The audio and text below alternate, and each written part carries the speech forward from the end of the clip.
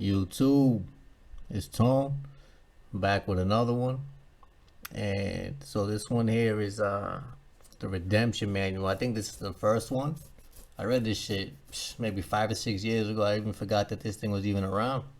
So really good information in here, fundamental information and things like that, for whatever level that you're at. Sometimes it's good to brush up on some of this shit here. So what we're gonna talk about is so this is the second video of the first Redemption Manual. We're gonna get into some of this shit too, moving forward, because in the other books we're just getting down to the end of the definitions, so the glossary section. That's what we're covering now. That shit is annoying to me. That's why I haven't really been doing it. I'm not really because I know the definitions. So that's annoying. So we're gonna get into this here, and hopefully you learned something from it. And let's get into this shit. Let's get into this.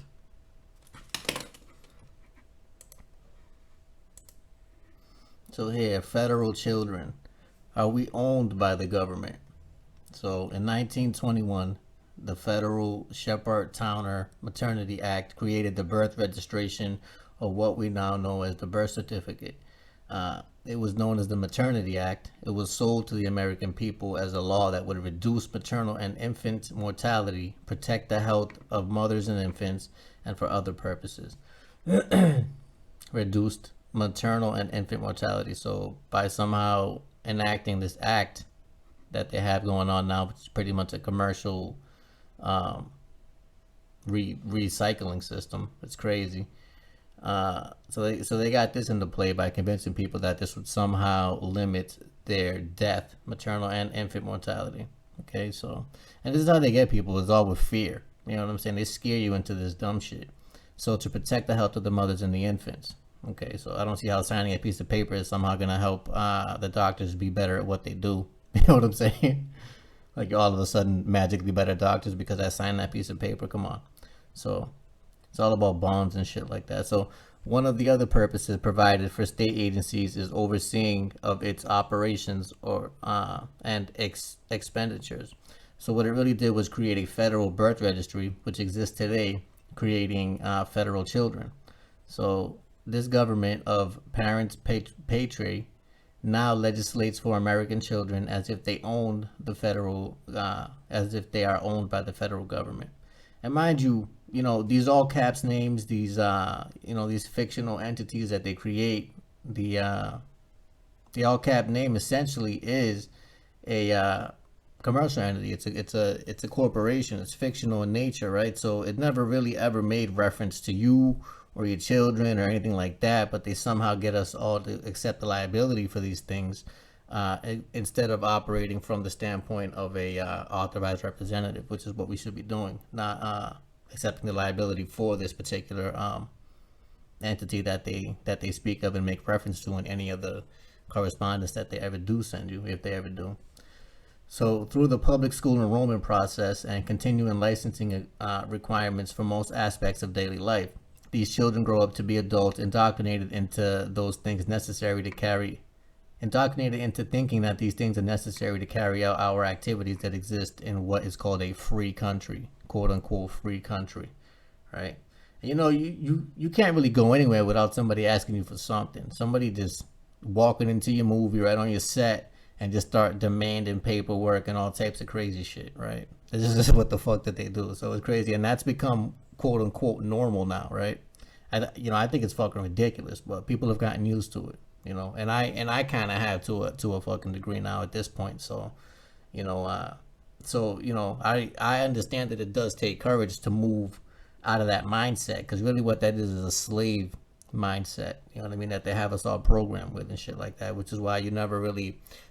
And I mean, you can't know what questions to ask them or what they should and shouldn't be doing as your public servants unless you learn this information, because otherwise you're only going to know what you see on TV and what you see people that going through who have not studied law also, right? So you really can't know what role that these people should be playing unless you learn what their role is. So that's what we do here. We teach you what they're supposed to be doing as public servants, so that way you know what to call out. You know what I mean? So, before 1921, the records of births and names of children were entered into the family Bibles as were the records of marriages and deaths. These records were readily accepted by both the family and the law as official records, which they even still are to this day. You know, they just have you thinking that you can only use their standardized government documentation, which is all just paperwork that their corporation drew up, right? That's all it is. You can make your own shit too. So since 1921, the American people have been registering the births and names of their children with the government of the state in which they are born, even though there is no federal law requiring it. The state tells you that registering your child's birth through the birth certificate serves proof that he or she was born in the United States, thereby making him or her a United States citizen, which is bullshit because you know that your birth certificate only has the name of your state on it.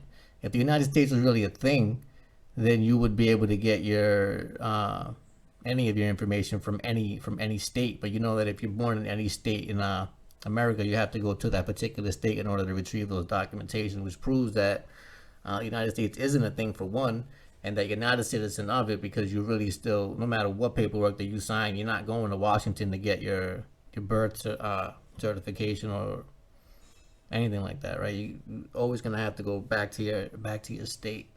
So it doesn't serve as proof that you're a United States citizen at all, because if it did, then all that information would be you would be able to get all that shit right over in Washington, but you can't, and you never will be able to. So for the past several years, a social security number has been mandated by the federal government to be issued at birth. The social security number is one of those other purposes. It serves as a meaning of lifelong tracking for the one who uses the name on the birth certificate. So in 1933, the United States of America, the corporate government, was declared bankrupt by President Roosevelt. The governors of the then 48 states pledged it the full faith and credit of each of their states, including citizenry, as collateral for loans of as loans of credit from the Federal Reserve System. So essentially, here they're pledging all the persons, right? And we'll talk about what a person is. United States 26 person. You see what that is? It's really just a corporation. So all that they really ever pledged to any of these people as collateral was that paperwork. It's just the bonds. It was never the actual person. The actual physical person is actually out of their jurisdiction. It's out of their realm. So they can't even ever make reference to a live living man or woman. They can only ever make reference to anything commercial because you're dealing with corporations. You know what I mean? So, to wit, full faith and credit, the clause of the United States Constitution, Article 4, Section 1, which provides that the various states must recognize legislative acts, bunch of actors, public records, and judicial decisions of the other states within the United States. It requires that foreign judgment be given to the full faith and credit as it had by law or usage of state of its origin. The foreign statutes are to have force and effect to which they are entitled in home state, and that a judgment of record shall have the same faith, credit, conclusive effect, and obligatory force of other states as it has in law or usage in the state from where it's taken. Black Law Dictionary, 4th edition and 6th edition, page 672, cites omitted. So what they're saying here is that it doesn't matter. You're always going to have your full faith and credit. You're always going to have your rights no matter where the hell that you go, as long as you're in, I mean, really in any country. You don't ever lose your rights because you go to a different place. So you're always going to have the same rights that you have in your state wherever you go. That's just how it is. That's pretty much what that shit is saying right there. So after receiving the information of live birth and other particulars for the birth certificate accompanied by the assigned social security number, the state claims an interest in every child within its jurisdiction. The state will, if it deems necessary, nullify your parental rights and appoint a guardian, a trustee over your children. The subject of every birth certificate is a child. The child is a valuable asset, which is property. If properly trained, can contribute valuable assets provided by its labor for many years. It is presumed by those who have researched this issue that the child itself is the asset of the trust established by the birth certificate. And that's what it is. So they're making reference to it, but it really doesn't have any effect on the baby itself because it's not even able to enter into a contract. At what point was the child able to enter into a contract? You know what I mean? Willingly. And the social security number is the numbering registration of the trust, allowing for the trust assets to be tracked.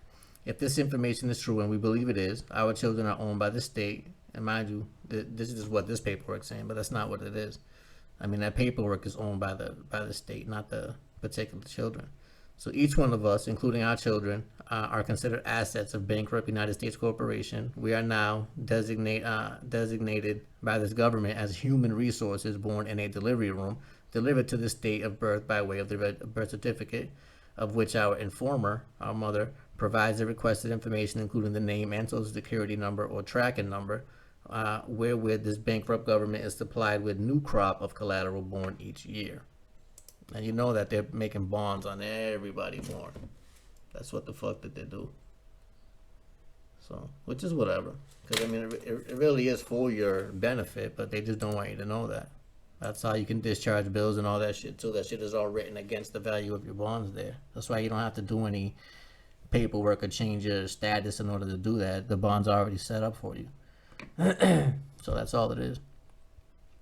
So in 1923, a suit was brought against the federal officials, corporations charged with the administration of the Maternity Act, who were citizens of another state, to enjoin them from enforcing it, wherein the plaintiff averred that the act was unconstitutional and that its purpose was to induce the states to yield sovereign rights reserved by them through the federal Constitution's 10th Amendment and not granted to the federal government.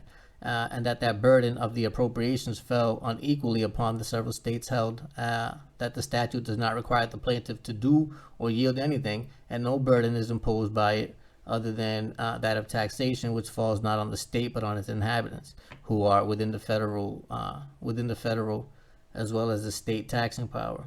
The complaint resolves down to the naked contention that the Congress has usurped reserved powers of the states by the mere enactment of the statute, though nothing has been or is to be done under it without the consent. See, so the reason why these people are even able to pass these fucking ridiculous ass bills that are obviously repugnant to the Constitution is because it's just corporate policy.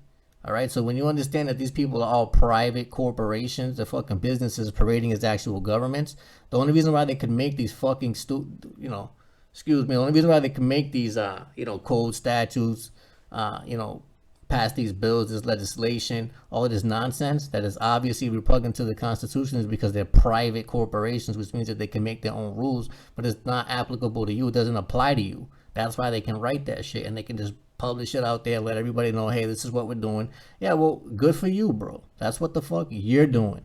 You know what I'm saying? So don't ever fear. So so like that's how fucked up it is that so they really want you to believe that shit fucking applies to you somehow. And maybe it does, depending on what contract that you may have entered into with these people without even knowing it. Even, you know what I mean? But understand that the only reason why they could pass this shit, which you obviously can look at and tell is fucking bullshit, is because it's not your fucking laws. It's because that's their policy that they're making for the people who work for them. So they can do that, but it doesn't have nothing to do with you. Okay, so.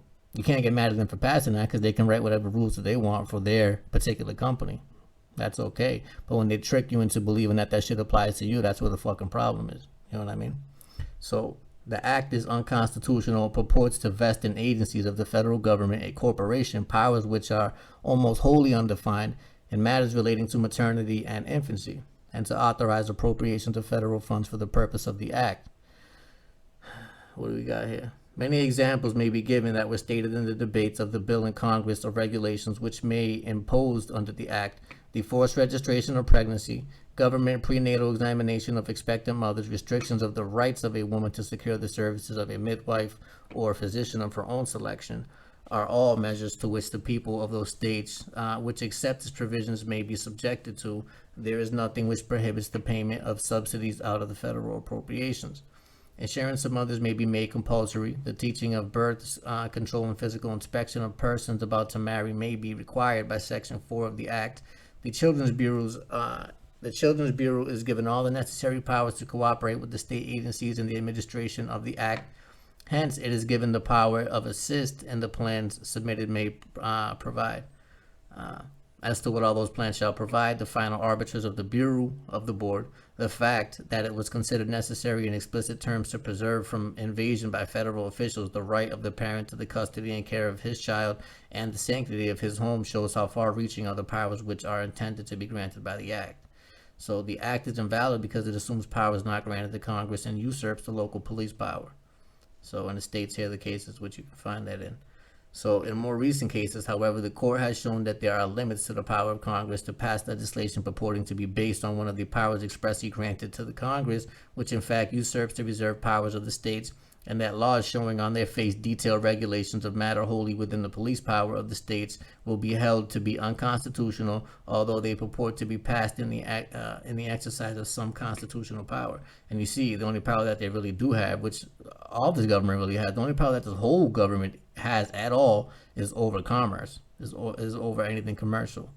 Okay, so when they talk about past and exercise of some constitutional power, that's what it is. It's because they have the Constitution granted them authority to govern commerce. So that's how they were able to do it. So 44, the act is not made valid by circumstances that federal power are to be exercised only with respect to those states which accept the act. For Congress cannot assume the state legislatures cannot yield the powers reserved to the states by the Constitution. So bunch of trickery and multifaceted fuckery. That's pretty much what you're gonna find. So it makes it easy to navigate when you know what bullshit to look for. You know what I mean? You know what to expect from them. And it's a lot of simple-minded bullshit too. They just really dumbed everybody down to the point where they can't even spot fucking retarded nonsense. Like, come on, be real. A lot of this shit's right on your face. So the act is invalid because it imposes on each state an illegal option either to yield a part of its powers reserved by the 10th Amendment or to give up its share of appropriations under the act. A statute attempting by imposing conditions upon a legal privilege to exact a waiver of a constitutional right is null and void. So, and it is null and void. Anything that is written repugnant to the Constitution is null and void. The Supreme Court actually encourages you to go ahead and disregard that bullshit anyway, which I'm fucking telling you to as well. But you should know your shit because you're dealing with a bunch of brainwashed fucking morons, for lack of a better term. And so even though you know your rights, doesn't mean that everybody else does. So you might even be dealing with a cop that thinks that he fucking is doing the right thing here too. You know what I mean? So just be careful with what you do. 3, the act is invalid because it sets up a system of government by cooperation between the federal government, a corporation, and certain of the states not provided by the Constitution. Congress cannot make laws for the states, and it cannot delegate to the states the power to make the laws for the United States, right? So, you can't give, these people don't have powers that were not given to them. Especially they don't have the power to usurp or to go over the agency which gave them the power, right? So if the Supreme Court gives you any power at all to write legislation, you can't go ahead and write legislation against the Supreme Court, because you don't have that power because they're over you just in the way that the pecking order is set up there with that whole thing. So the Maternity Act was eventually repealed, but parts of it have been found in other legislative acts. What this act attempted to do was to set up government by appointment, run by bureaucrats with the redelegated authority to tax, which is in itself unconstitutional. Taxes are unconstitutional. You should know that too. So anytime you get those bills and all that shit and have to pay for anything, essentially everything's a tax. And so that's going to fall under the obligation of the United States at that point, because they are liable for all public debts. So what was once declared unconstitutional by the Supreme Court of this nation in the past should be upheld in a court challenge today. The Constitution was not changed. What has changed is the way that this government views human life. Today we are defined as human resources and pretty much cattle, shadow, if you will. So believed to be owned by the government now wants us as individuals to be tagged and tracked, government mandated or legislated national ID, which is unconstitutional. Federal jurisdiction to legislate for the several states does not exist and could never survive a court challenge as shown above. A lot of this shit couldn't survive a court challenge. They just do what the fuck that they want for the most part in there. If you're not keeping a good record, trust me, they're gonna fucking trample you. If you don't keep a good record. You're dealing with fucking scam artists, bro. They're not trying to go to jail either, you know what I mean? So you see what it is. So writing letters to elected public servants will not save us. When we all know that their agenda does not include serving those who place them in power.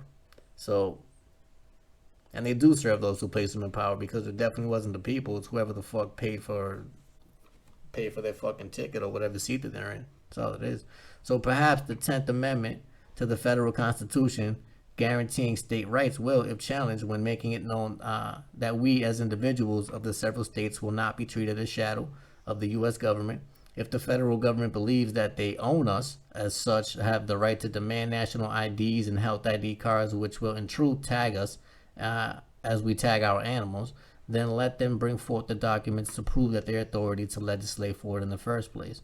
So if our God-given rights to life, liberty, freedom, and pursuit of happiness, which were the foundation upon which this nation was created, does not exist, and liberty and freedom is the only illusion under which the American people suffer, then let the government of this nation come forward and tell the people. And that's what it is. Put it on fucking paper. And they won't, you know? They'll fucking assume, presume, and move forward as if. But these these people, they'll never put their money where their mouth is. They just say some, and anybody can say anything. Nobody ever makes them prove this shit. You know what I mean? Because they really don't have that fucking power. So it really wouldn't take much more than you asking them a few questions for them to back themselves into a corner. And you just ask them shit that they can't answer, like on the record, because you really want to get this shit clear out from the beginning, exactly who it is that they think that they are, and how it is that they think that you have some obligation to entertain them, for one, and that if you do, that you're gonna do it for fucking free. Involuntary servitude. Nobody, if you expect a performance, then you need to pay for that too. You know what I mean? So it's whatever, man. But just know that they do not have the authority that they pretend to have. So, but if we are judged free, then we should not have to plead or beg before our elected public servants to be treated as such. If in truth we are not free, then perhaps it is our duty to address the issue forthright and forthwith with the power of the pen, and pray the people will waken from their fear and slumber induced by greed. And this shit is all about greed too, if you really want to get into it. So that's what it is, man. So I don't know. I'm gonna try to get a few more videos out this week. This week meaning the next 7 days or so. And so, yeah, man. You guys already know what it is. And so, look. So if you guys, if you ever don't see me putting videos out, then I'm usually in the community section. So go check that out too. Community section is always on fire. You got about a year worth of just crazy shit that I've been putting on there for the past year. I don't even know how the fuck this channel's even still up, but it is. So I'm gonna keep posting shit. So that's what it is, man. It is a game of chess. Stop playing checkers with these clowns. That's what I got for you for now. Until we meet again.